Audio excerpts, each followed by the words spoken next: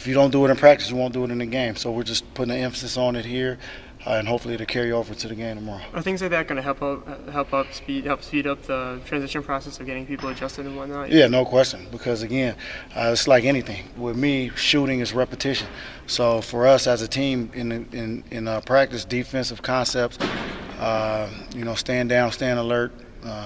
Is repetition for us. The more we do it, the more it becomes second nature, and then it's easy to do in the game. Have you ever been on a team with this many new pieces trying to get used to each other? I was on the team last year, almost every year in Dallas.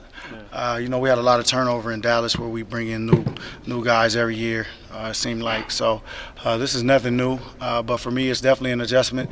And I know for the guys that have been here, it's an adjustment for them because they're used to playing one way, and now you're implementing guys that are used to playing another, and so it's difficult. I mean, sometimes you run into each other, you get in each other's way, but it's something that's going to work itself out. And again, I go back to it again, it's repetition.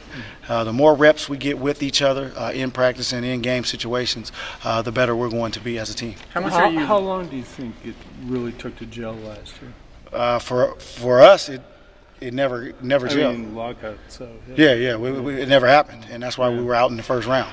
Yeah. So it can happen or it won't, but I believe with this team it will.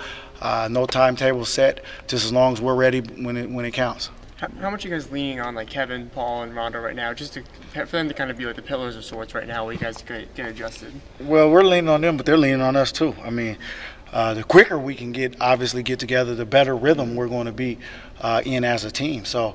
As much as we're leaning on them, they're leaning on us to pick up the system and kind of learn. And so, we've been coming early, 15 minutes, the guys that are new and running through our plays and getting down the terminology.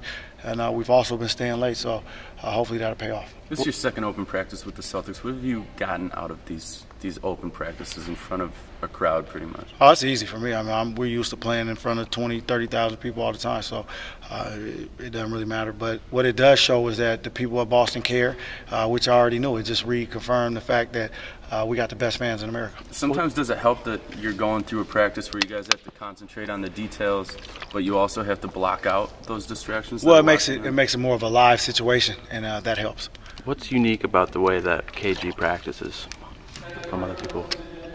He practices like he plays in the game. I think that's very hard to do, especially for as long as he's done it for.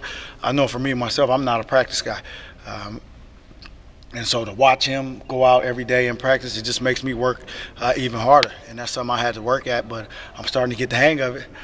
Does it hurt? Yes, it does. And but you see why he's been in the league as long as he has, and he's been so effective is because he creates good habits, and it starts in practice.